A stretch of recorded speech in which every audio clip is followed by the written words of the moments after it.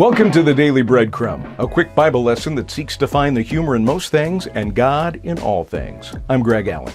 Okay, y'all, giddy up because today's lesson has drama, suspense, an angel with a sword, and a talking donkey. Yeah, you heard that right, a talking donkey. But this ain't Shrek, folks. This is the Bible.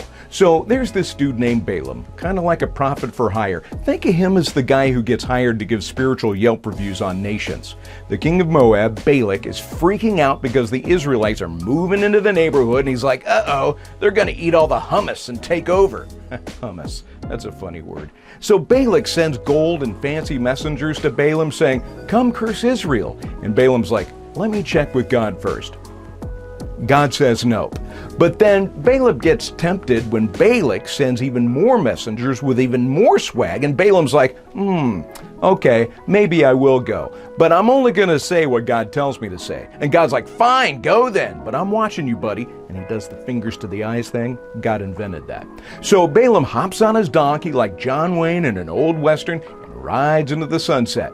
But God sends an angel with a flaming sword to block the road. How boss is that?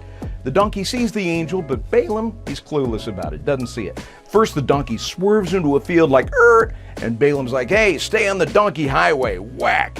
Then the donkey crushes his leg into a wall, and Balaam's like, ow, that was my good sandal, whack. Finally, the donkey just lays down like, I'm done. Balaam loses it and plays whack-a-mole again, whack number 3. And whack-a-donkey doesn't have the same vibe to it. So then the donkey turns around, he's like, bruh, whatever do to you that you're going around whacking on me like a piñata? And to think, in the morning, I was going to make waffles. Balaam, instead of screaming or passing out like a normal person would do when an animal starts speaking to you, starts arguing with the donkey like it's a normal Tuesday afternoon. He's like, you made me look stupid. And if standing in the middle of the road, arguing with a donkey doesn't make him look stupid, I don't know what would. All of a sudden, God opens Balaam's eyes like, bam! There's the angel, flaming sword and all, and the angel's like, your ass just saved your butt, genius. Hey, Mom, before you wash my mouth out with soap, that's in the Bible. So sometimes God uses unusual ways to get our attention, like a traffic jam, or a flat tire, or when your wife tattles on you to your mom for saying wordy dirds.